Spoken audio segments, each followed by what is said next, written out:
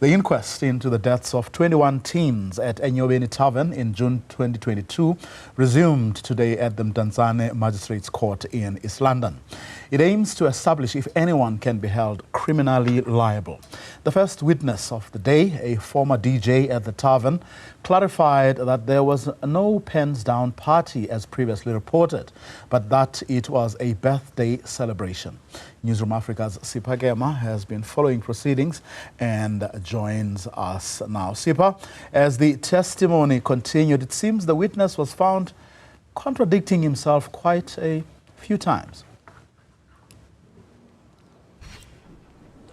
Well, certainly, Vuyo, quite a number of times contradicting himself during the cross-examination and when he is giving his initial testimony, but also the judge found that he was contradicting his written statement on the events of that evening and what he was actually saying today on the stand.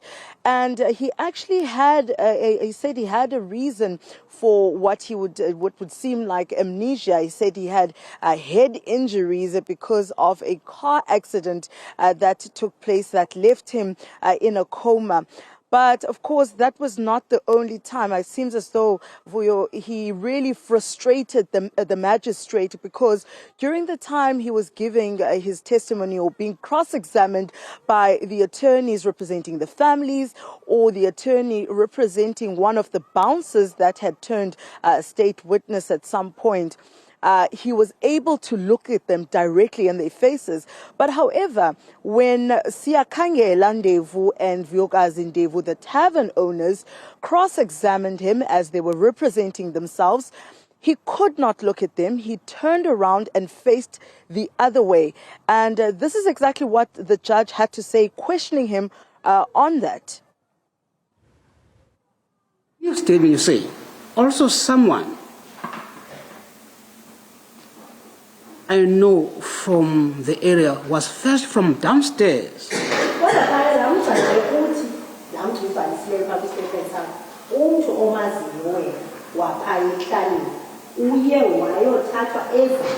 And this contradicts what you have just said.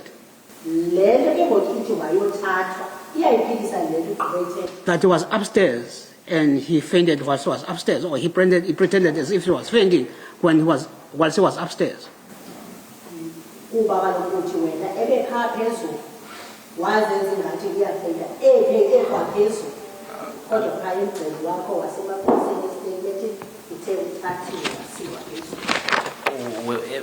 After benzama ukuthi after kuye kwangeniswa abantu balandi babekwa pha ababili singayiqondi ncamba lento iserious kanjani yelandile uye wazehlisa wehla walandile wayezansi. I meant to say that after the two people were brought up, Landile went down by himself. Then wabuya ngesiphethe sengathi yafa naye. And then he came back, and it seemed as if he was being carried now. And he was seeming as if he was dying. And we thought that he was pretending to be in the situation that the others were in order for him to get liquor.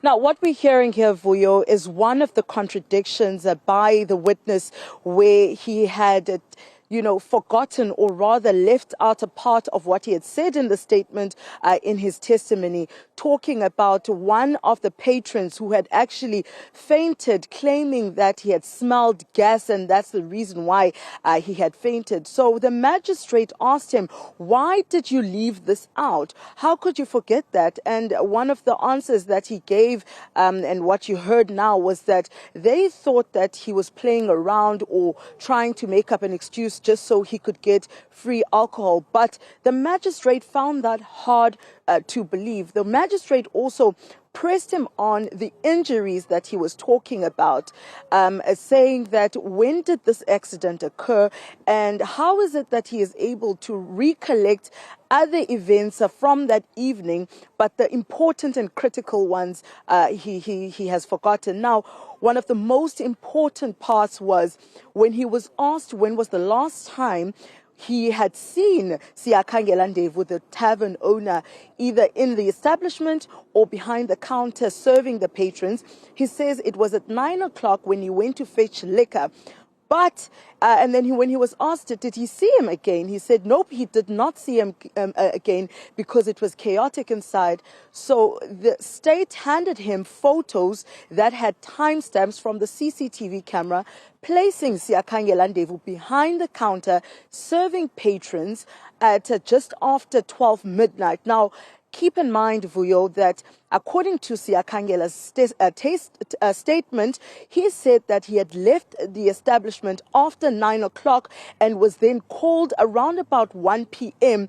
to come back because this incident had happened. Now, these photos with the timestamps are contradicting that statement, including what the witness had said.